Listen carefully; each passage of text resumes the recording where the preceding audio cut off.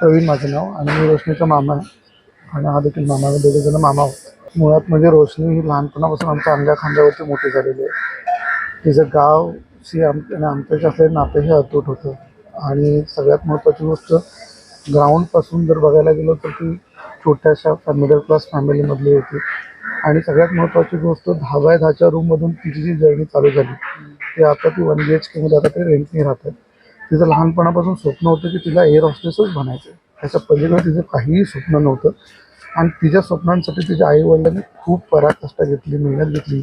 तिच्या आईने तिच्यासाठी घरकाम करणं किंवा खूप, तिच्या वडिलांनी देखील खूप टेक्निशियन असून ते देखील खूप काम करायचे.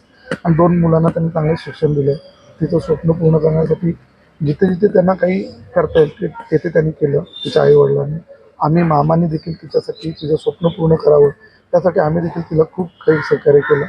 आणि हे सहकार्य झाल्यानंतर ती ज्यावेळेस याच्यामध्ये रुजू झाली तर सगळ्यात आनंद तिला होता, कारण तिला ती फील्ड खूप महत्त्वाची होती. तिला ते करायचंच होतं आणि तिचं ते स्वप्न तिने पूर्ण केलं. स्पाईस जेटमध्ये होती ती पहिले 2-3 वर्ष. त्याच्यानंतर एअर इंडियामध्ये 2 वर्ष झाले आता रुजू झालेली.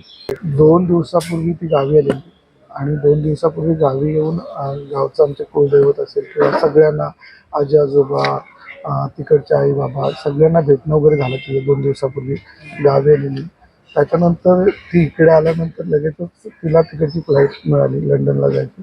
तर त्यावेळेस तिने फक्त सांगितलं घरी की मी अशा ठिकाणी चाललो, तेवढंच बोलणं झालेलं. आणि आई नेमकी हॉस्पिटलमध्ये होती तर आईला पण जास्त काय बोलता नाही आलं. मग आई ती तशीच तिकडून गेलेली, म्हणजे घरून इकडून गेली डोंबिवलीवरून. आता करंट कंडिशन अशी आहे की घरी तिचे आम्ही 2 मामा, त्यानंतर मामा आहेत सगळ्या सोबतच. आमचं पूर्ण कुटुंब इकडे आलेलं आहे.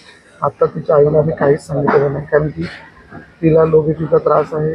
आणि आता जर आम्ही तिला सांगितलं तर खूप भयानक परिस्थिती होऊन जाईल. परत हे सगळं हँडल करताना कुठेतरी मुश्किल होऊन जाते. त्यामुळे तिला अजूनपर्यंत आम्ही काही सांगितलं नाही आहे. पण बाकी ओव्हरऑल सगळ्यांना माहिती आहे की काय घटना घडली. तिचा छोटा भाऊ आहे, तो ह्याच्यामध्ये आहे, शिपवरती आहे.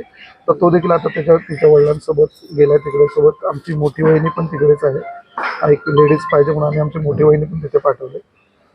फॅमिली आहे तिथे पूर्णपणे.